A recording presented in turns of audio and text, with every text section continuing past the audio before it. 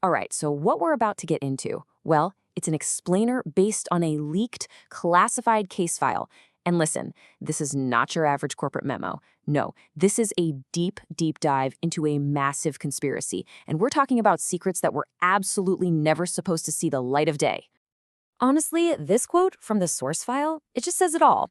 It's like someone literally took a blender, threw in The Firm, Ozark, Succession, Black Mirror, Narcos, and then just hit puree.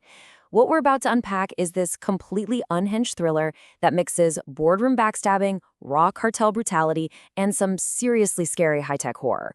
It feels like it was ripped straight from tomorrow's headlines. And get this, a final warning comes attached right to the dossier. It basically says the information we're about to unpack is forbidden knowledge. Think of it like a corporate autopsy that's so dangerous it could literally get people disappeared. So, yeah, consider yourselves warned. All right, let's peel back the first layer of this thing. It all starts with a company called Nephilex Winds. Now, on the surface, they look amazing, right? A total beacon of clean energy. But you guessed it, underneath all that, something is deeply, deeply wrong. And this slide right here, it just lays out the central conflict perfectly. Publicly, Nephilex is celebrated. They're America's #1 green energy company. But the leaked file, it tells a very different story. It calls them a front, a cartel-backed death machine, a company propped up by dirty money and even dirtier secrets. So, the cracks in the facade? They started to show up, and fast. The file points to all these red flags: a sudden spike in employee accidents, and even darker, mysterious suicides. You've got extreme stock volatility, margin calls from Wall Street. And at the same time, you see these executives driving around in flashy Cybertrucks. I mean, come on. This is all happening while the company was supposedly bleeding cash. So you have to ask yourself, right? Why all the mysterious deaths?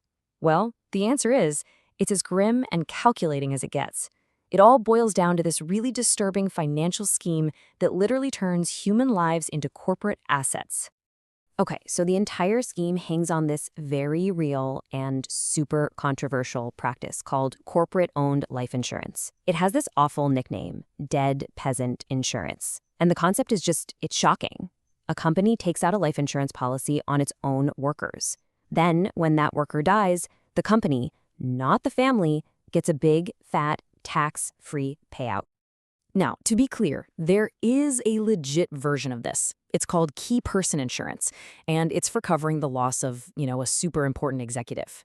But that is not what Nephilex was doing. No way. They were doing the exploitative version, insuring regular rank-and-file workers, not to cover business losses, but for pure, cold, hard profit.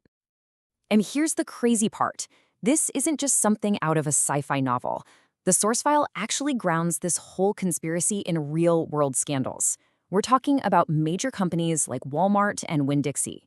In fact, these things caused so much public outrage that Congress actually had to step in and pass the Pension Protection Act of 2006 just to try and stop the worst of the abuses. So, what's the bottom line here? It's all about the sheer financial incentive. I mean, just look at these numbers from the file. A junior engineer dies, the company gets $1 million. A senior engineer, $4 million. And the head engineer, get ready for this, his life was insured by Nephilex for a staggering $3 billion. That's billion with a B. It's just insane. Okay, so profiting from accidents is, well, it's ghoulish, but it's one thing.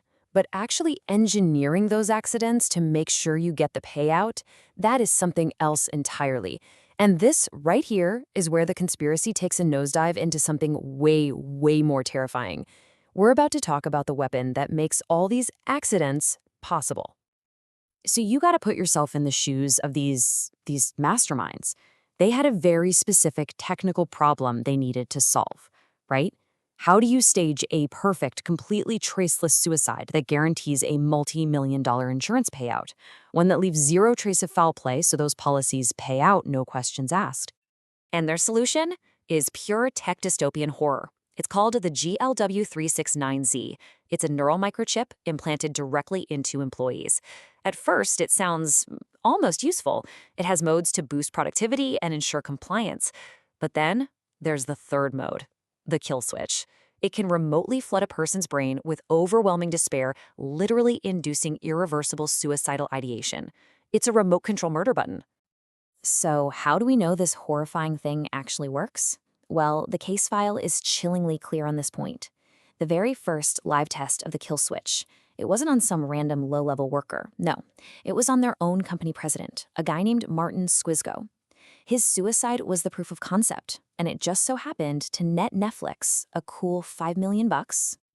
There's a hacker mentioned in the file, Baby Luke Nesser, and he nails the existential threat here perfectly. He says, this chip isn't innovation, it's a leash on humanity. And that's exactly what it is. It's not about progress or efficiency. It's about absolute control.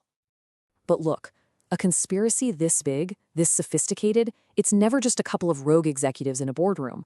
The file shows this is a sprawling network of incredibly powerful players. We're talking cartels, billionaires, and people in the highest levels of government, all working together to keep this dying company on life support. First up, you've got the money man, Miguel Coronado. This guy is a major cartel boss, and he's using Nephelex's land leases, their wind farms, as a giant front to launder hundreds of millions in blood money. He's the one keeping the company solvent when, by all rights, it should have collapsed years ago.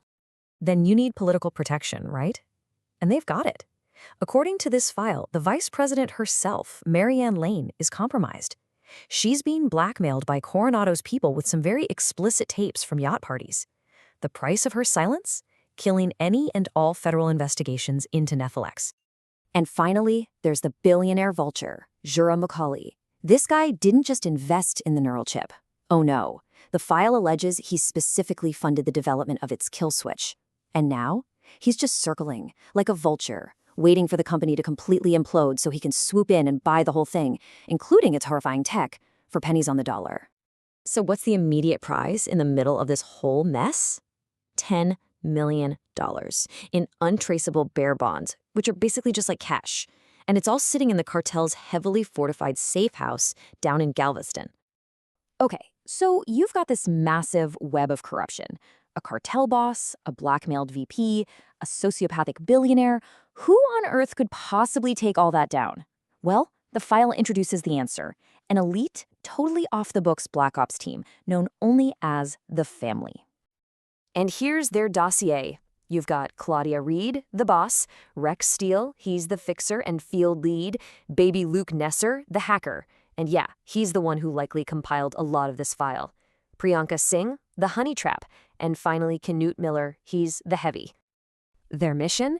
It's paid for by some mysterious, high-paying client, and it is straightforward and brutal.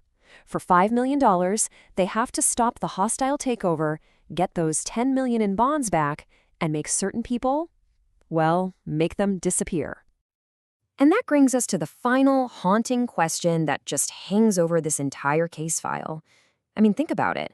With a web of corruption this vast and powerful, who hired them? Who has the power, the motive, and the $5 million in cash to hire this team, to make these people disappear, to just burn it all to the ground? The file, it never says. It just leaves you wondering.